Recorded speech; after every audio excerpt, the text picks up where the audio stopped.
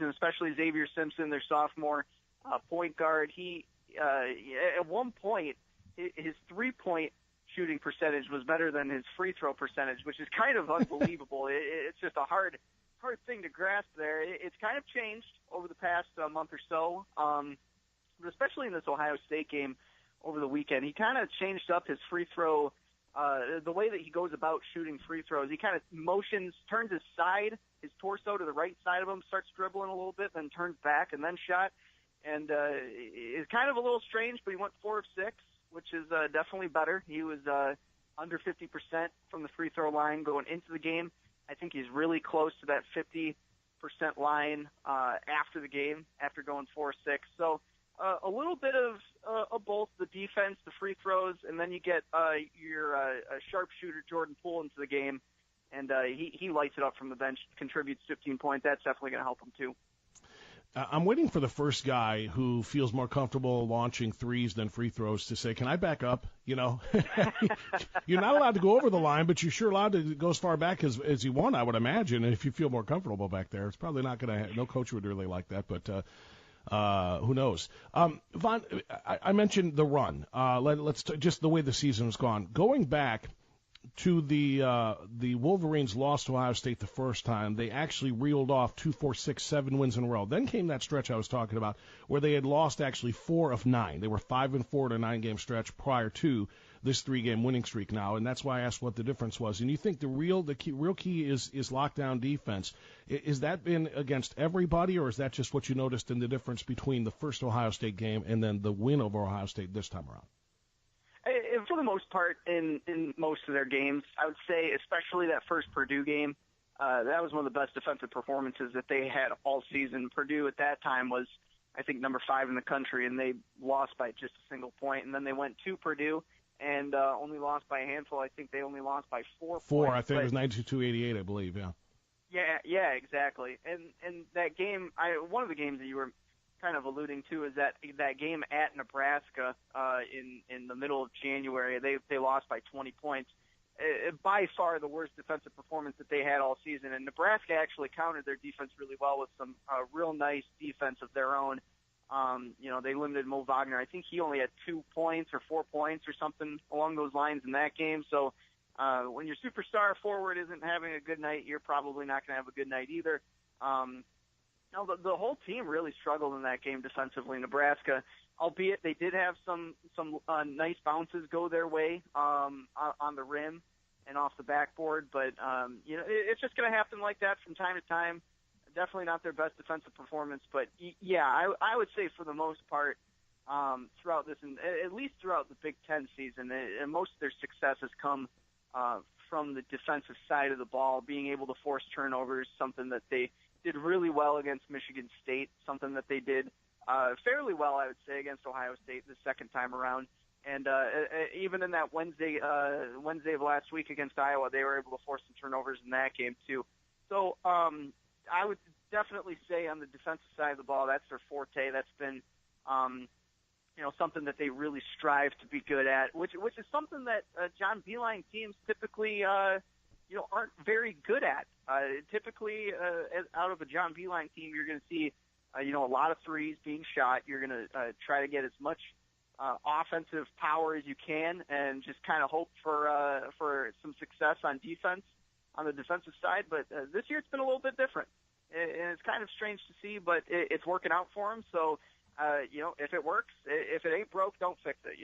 Amen to that. We're talking to Von Lozen, a little Michigan basketball, shining a little spotlight or giving a little love to Michigan. We talked to Paul Keels, the voice of the Buckeyes, usually once a week, and we really need to put a little bit more, pay a little bit more attention to Michigan, especially since the Wolverines did just take down Ohio State. 2 straight wins for the Wolverines. Ohio State has lost 2 in a row after ascending to the top of the Big Ten. Just 2 regular season games remain for the Wolverines before the Big Ten Conference Tournament. Von Lozen from Maize and Brew is our guest. Jim Cushlan is here as well. Jim, go ahead. And thinking about giving that love to Michigan, they're still a ranked team, so they're still going to go to the tournament coming up here in a couple of weeks. And obviously with the Big Ten, this is the last week of the regular season before the Big Ten tournament. And, Vaughn, in a position where Michigan is, I couldn't help but notice that with the 3 overall wins now in a row and 4 of their last 5 that they have, they're now tied with Nebraska in terms of the Big Ten standings. But as you mentioned, Nebraska beat Michigan, earlier in the season. That's the only time they'll meet, so that would be the possible tiebreaker. And that's a very important one because Michigan right now is tied with Nebraska for that 4 spot. In other words, what I'm saying is it's going to be a tough week. These are not bad teams, but they're not great teams either, and they're both on the road. I would think Michigan's got to do what they can, keep building on especially some of these defensive things you were talking about so that they can at least get a quarterfinal bye in the upcoming Big Ten tournament next week. Because as of right now, they would lose out on the tiebreaker to Nebraska and therefore have to start a day earlier in that second round. Your thoughts? Yeah, exactly. And that's why that Nebraska-Illinois game right after the Michigan game on Sunday was so important as well. They ended up losing at Illinois. They kind of struggled down the stretch there, ended up taking the loss, and that's kind of what forced that tie right now with Nebraska, as you said, getting the tiebreaker because they beat Michigan earlier in the season. Tonight, I believe they play Indiana at home. I think their last 2 games are actually both at home. They play Indiana and then Penn State on Sunday. So Penn State's one of those surging teams that they've played really well. They've beaten Ohio State. They kept it really close against Michigan State. They've been playing really well with those top-tier teams. And Penn State is Michigan's next opponent here on Wednesday. So, a lot of things can change within the next few days here. But yeah, I mean, it's a huge, at that point, when they lost to Nebraska, it didn't seem like it was, a huge deal because, it's Nebraska, they're not a basketball school, but now all of a sudden, they've been competing with everybody. They beat Maryland. They've beaten pretty much they beat Minnesota, who's supposed to be really good this season. They've played fairly well, quite honestly. So it is interesting that, a month ago you wouldn't think that game would have had a huge impact in the way that these tournament seedings, kind of unfold during the last week of the regular season. But now here we are kind of saying, what if they didn't have their worst defensive performance on the road against Nebraska a month ago? Now they would, have a for sure 4th seed in the tournament, have that double bye, but now they kind of have to have some luck go their way. They got to win these next 2. This week. They got to beat Penn State. They got to beat Maryland. Both those are on the road, and now Nebraska has their final 2 games at home. And I would imagine that would help them out a little bit at the very least. I know they've got surging Penn State, and Indiana's been playing fairly decent basketball as of late as well. So it's going to be interesting to see how this last week of the regular season kind of plays out. We're talking to Von Lozen, who writes for MaizeandBrew.com. That is the Wolverine site for SB Nation. And, Von, let's talk. I want to get 2 predictions from you. Well, number 1 is just in the next game. Penn State is no joke. They've beaten Ohio State twice now, as we pointed out, and the second time they pounded them by 23 points. How important is it to get this win? I know you said they really have to win both these games on the road against Penn State and Maryland, but give me your matchup there and how your analysis of that game and what Michigan will have to do to win that game. And then the second prediction will be a little tougher because I'm asking you to forecast past these last 2 games for everybody into the Big Ten tournament. But while we have you here, I'm just going to ask you point blank who you think will win this tournament. So go ahead and take those in that order. Yeah, sure. Well, when it comes to the Penn State game, like I said earlier, Michigan's going to have to play lockdown defense once again. That's how they've stayed in all these games this year. That's been their forte. It's been their bread and butter, being able to force turnovers and get those fast break points. They had quite a bit of fast break points on Sunday against Ohio State, and that's kind of what helped them get those big runs there in the second half to be able to extend their lead, force Ohio State to take some timeouts and really get the momentum on their side and keep it on their side for the rest of the game. So they're going to definitely have to do that against Penn State. And you're right, Penn State is no joke. They took Ohio State, and at home they defeated them, like you said, by more than 20, and they hung around with Purdue on Sunday as well. At Purdue, they only lost by 3 points. So like we've all kind of alluded to, they're kind of one of those teams that are a thorn in your side at this point in the Big Ten schedule, just because these tournament seedings are incredibly important, especially for because these teams have been playing so much basketball over the past month or so. They don't get a whole lot of breaks. They're constantly on the road, constantly playing. This is really one of the few times that you can get some rest before March Madness really kicks in. You get into the NCAA tournament. So these buys, they're incredibly important. Michigan's going to have to definitely play some lockdown defense, force turnovers, and get those fast break points if they want a chance at defeating Penn State. And they're going to have to do the same thing against Maryland, quite honestly. For your second question, who I think is going to win the Big Ten tournament, if I had to choose right now, I'd probably choose Michigan State just because they've won so many games in a row, 8 or 9 at this point in a row. They had a huge comeback against Northwestern over the weekend. They were down by 27 points. We're able to limit them to only 11 points in that second half, which is incredible, just to say that. But had a huge comeback.